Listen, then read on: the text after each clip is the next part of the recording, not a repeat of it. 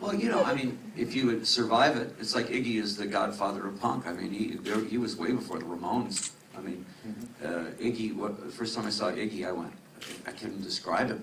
This is unbelievable. It's a type of theater I've never seen before.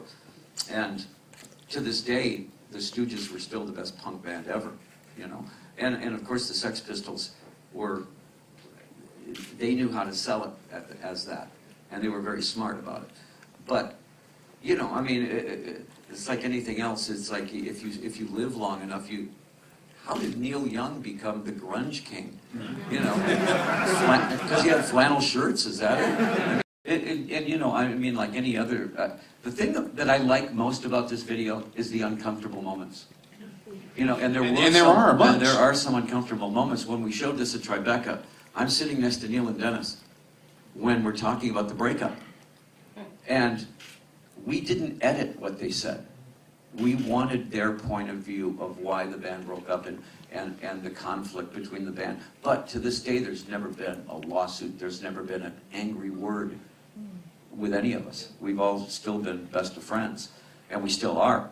And you know, we do gigs together. Every once in a while, we'll do something together, which is great. But you know, I mean, and the awkward moments about the cocaine. You know, he was everything. Things. He was one of the best guitar players ever. One of the most respected guitar players. And every little fart and burp and everything on the was written. I mean, when you would see like the music written out, it was written. This is where the fart goes. This is where the burp goes. This is where the guy screams. This is that stuff's not improvised. That stuff was all in there. Yeah. You know. So Frank, we were affected by him because he was a force. He wasn't like anything else. He had a plan. You just said to me, you know, I don't spend a lot of time looking back. Yeah. So it's funny because, you know, I'm not a collector. I'm not one of those guys that sits back and remembers everything. In fact, I always go, how does Keith Richards remember everything to do a book? I mean, come on, I can't remember yesterday, and he was on heroin.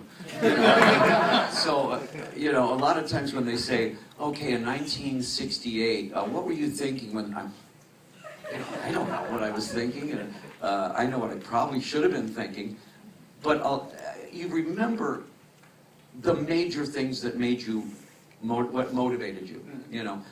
Like we remember very clearly the night at Max's Kansas City. If you sit there one day and go, you know what we need is a banjo. Oh, yeah. You're not a rock band. There's a band called the Stripes out of England.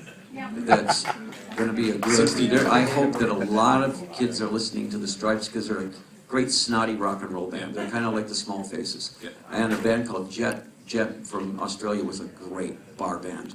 You know, I wish there were more bands like that. Right now, the girls are doing all the shows. Shakira and Rihanna and all this stuff. You might not like that music, but their production is unbelievably good. You know. One more. Yes, sir. Right there. Are you still Vince to your mom or anyone else? This is my mom.